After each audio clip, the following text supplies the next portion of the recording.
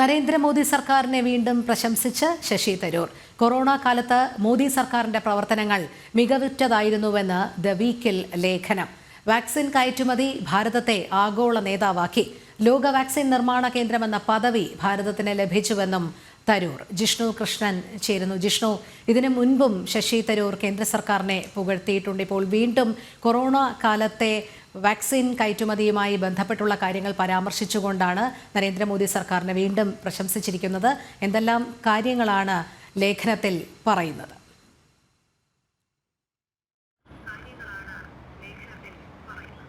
രോഹിണി, നരേന്ദ്രമോദി സർക്കാരിന്റെ പ്രവർത്തനങ്ങൾ സംബന്ധിച്ച് ഭാരതത്തിന്റെ ലോകത്തിന് മുൻപിലുള്ള മുൻപോട്ട് പോക്കിനെ സംബന്ധിച്ച് കൃത്യമായ നിരീക്ഷണവും വിലയിരുത്തലും പ്രതികരണങ്ങളും കഴിഞ്ഞ ദിവസങ്ങളിലും തുടർച്ചയായി ശശി തരൂർ MP നടത്തിവരികയായിരുന്നു. അതിനെതിരെ കോൺഗ്രസിനുള്ളിൽ നിന്ന് തന്നെ വലിയ വിമർശനങ്ങൾ ഉയർന്നിരുന്നു. അതിന് പിറകെയാണ് ഇപ്പോൾ കോവിഡ് കാലത്ത് ഭാരതം നടത്തിയിട്ടുള്ള, മോദി സർക്കാരിന് കീഴിൽ രാജ്യം നടത്തിയിട്ടുള്ള പ്രവർത്തനങ്ങൾ സംബന്ധിച്ച് മാതൃകാപരമായിട്ടുള്ള ഇടപെടൽ സംബന്ധിച്ചുള്ള പ്രതികരണവും പ്രശംസയും ശശി തരൂർ MP നടത്തിയിട്ടുള്ളത്. കോവിഡ് കാലത്ത് ലോകരാഷ്ട്രങ്ങൾക്കിടയിൽ മാതൃകാപരമായ പ്രവർത്തനം നടത്താൻ ഭാരതത്തിന് സാധിച്ചു, കേന്ദ്ര സർക്കാരിന് സാധിച്ചു. രാജ്യത്ത് എല്ലാ ജനങ്ങൾക്കും വാക്സിൻ എത്തിക്കുന്നതോടൊപ്പം തന്നെ വികസ്വര രാഷ്ട്രങ്ങൾക്കും ഒപ്പം സ്വന്തമായി വാക്സിൻ ഉൽപ്പാദിപ്പിക്കാൻ ശേഷിയില്ലാത്ത, അതിന് സൗകര്യങ്ങളില്ലാത്ത രാജ്യങ്ങളിലേക്ക് പോലും തുല്യമായി വാക്സിൻ കയറ്റുമതി ചെയ്തുകൊണ്ട് അവർക്കും വാക്സിൻ ലഭ്യമാക്കിക്കൊണ്ട് ലോകരാഷ്ട്രങ്ങൾക്കിടയിൽ ഒരു നേതാവായി മാറാൻ, ലോകരാജ്യങ്ങൾക്ക് മുഴുവൻ അംഗീകരിക്കാനാവുന്ന ഒരു ശക്തിയായി മാറാൻ ഭാരതത്തിന് സാധിച്ചു എന്നുള്ളതാണ് ശശി തരൂർ MP ചൂണ്ടിക്കാട്ടിയിട്ടുള്ളത്.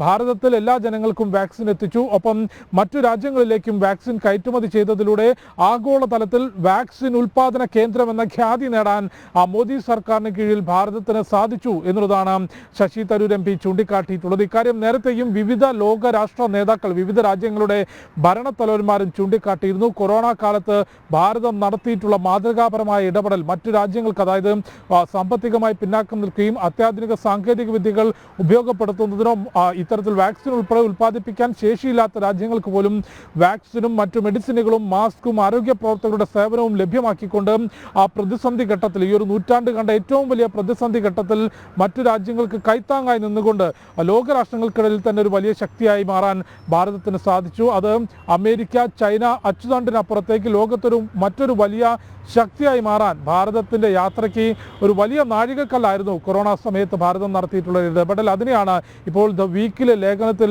ശശി തരൂർ MP പ്രശംസിച്ചിട്ടുള്ളത്. മുൻപ് ഇത്തരത്തിൽ